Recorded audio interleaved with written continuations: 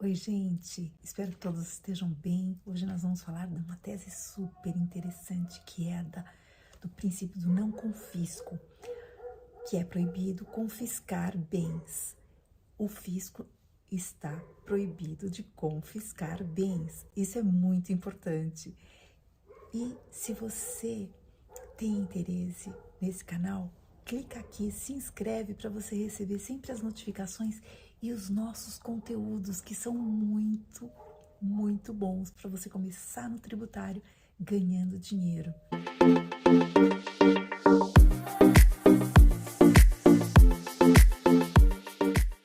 Meu nome é Juraci Aparecida da Silva e hoje nós vamos falar de uma tese super importante que quando o fisco ele exorbita colocando uma taxa, uma multa muito gigante que eleva-se ao ponto de ser maior até mesmo que o tributo que gerou a tal da multa, então nós podemos alegar, através do princípio do não confisco, que efetivamente aquela multa aplicada é ilegal e inconstitucional, até porque consta na Constituição esse princípio.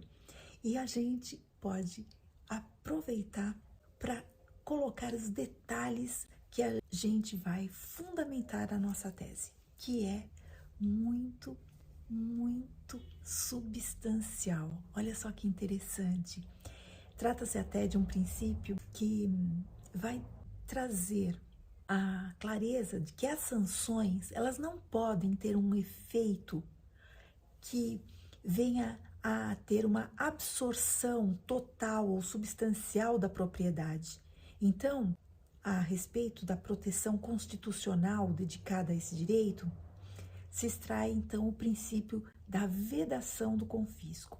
Ele está na Constituição, tanto no artigo 5º, no inciso 12 e 24, como também ele é um princípio que se refere ao tributo propriamente dito, e no âmbito dos direitos individuais é assegurado o direito da propriedade.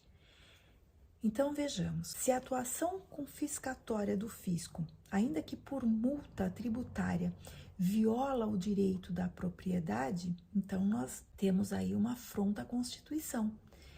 Veja só que interessante, entre as limitações do poder de tributar, a Constituição de 88, ela incluiu uma proibição de instituir tributo com efeito de confisco. Está lá no artigo 150, no inciso 4º da Constituição Federal.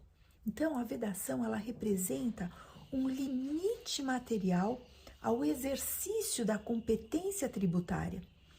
Ou seja, nenhum ente da federação, seja a União, seja os estados, seja os municípios, eles não podem desrespeitar esse princípio tributando a um ponto da pessoa perder a propriedade. Então, esse exercício tem a ver com aquela inspiração, aquela ideia de moderação, de razoabilidade, de proporcionalidade. E a gente percebe que vedar o confisco é impedir a destruição da propriedade privada.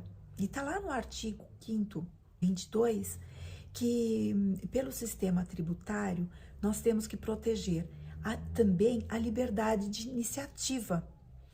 E o artigo 170, ele é muito esclarecedor nesse aspecto. Então vejamos, nós temos aqui que todas as vezes que o contribuinte venha a ser tributado de maneira exorbitante ou multado de maneira exorbitante, então é possível nós ingressarmos com uma defesa levando em linha de conta essa tese e com essa fundamentação jurídica, tanto do artigo 5º como do 150 como do 170. E essa questão constitucional, ela já foi analisada, inclusive, pelo ministro Celso de Mello, e ele julgou uma ADI, que nós temos imensos julgados, mas eu vou aqui selecionar os melhores para a gente ter ideia como é importante a nossa tese ser muito bem fundamentada. E ele fala da insuportabilidade. Então, nós temos que o contribuinte, ele também tem um limite. E se o fisco, ele avançar nesse limite, ele vai prejudicar, inclusive, a economia do nosso país. E a carga tributária nossa já é gigantesca. Então, é importante que o exercício do direito tenha-se em conta uma existência digna, tanto da pessoa física como da pessoa jurídica. E isso é de suma importância para nós. Então, engrossarmos a nossa tese, fortalecermos a nossa tese nesse aspecto. E a gente pode extrair do artigo 150, inciso 4º da Constituição Federal, que até por uma questão de uma leitura extensiva, dá para aplicar também as multas, inclusive para o tribunal, e são limitadas pela proibição do confisco, assim as multas fiscais como quaisquer tributos. Então, nós temos o tributo, que não pode ser demasiado, e também a multa, que também não pode ser demasiada. Vale muito a pena a gente verificar que existe, em termos de precedente no STF, votos que reconhecem a inconstitucionalidade das multas em percentuais superiores a 100% do valor do tributo.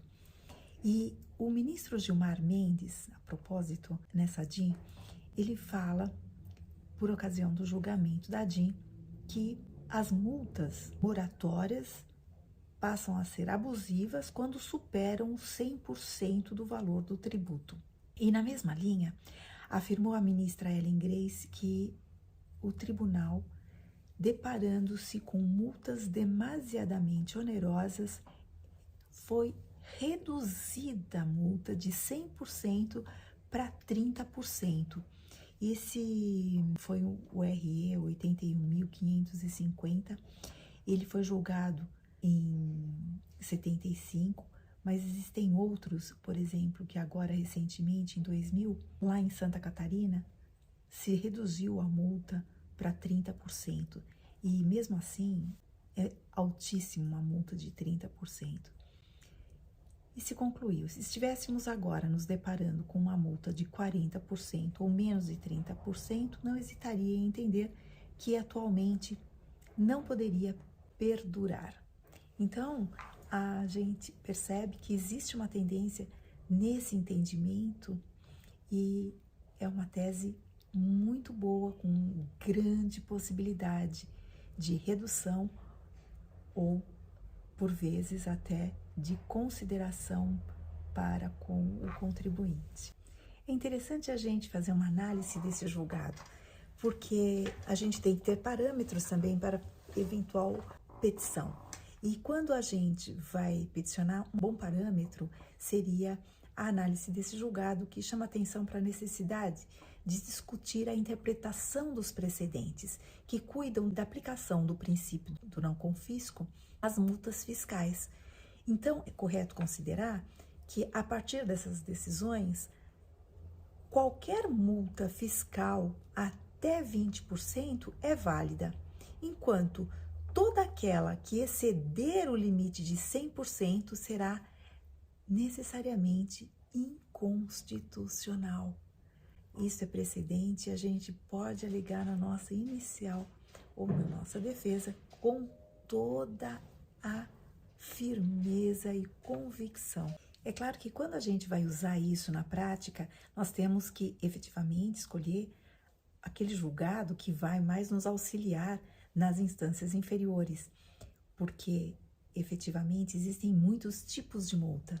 E as multas, por exemplo, de matéria tributária, nós temos a hipótese de incidências diversas. Olha só, nós temos, como todas as multas, nem todas elas sancionam por atraso. Então, pode ser que não seja uma multa por mora.